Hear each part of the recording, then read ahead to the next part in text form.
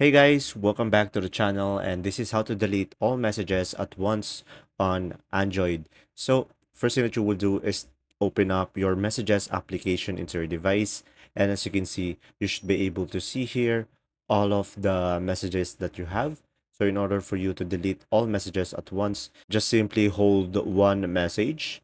And as you can see, you should be able to see here on the left side of the screen, the all. So as you can see, it will select all of them.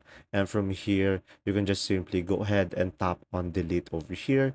And as you can see, it will delete all of the messages on your messages app all at once, and just simply tap on delete. And from here, you should be able to clear it out.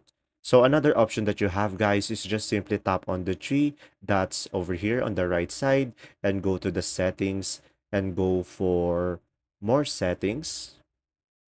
And from here, you should have an option, delete old messages over here.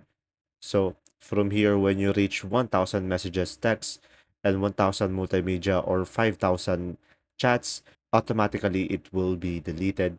And that's simply about it. If this video was helpful, please like and subscribe, and thanks for watching. See ya!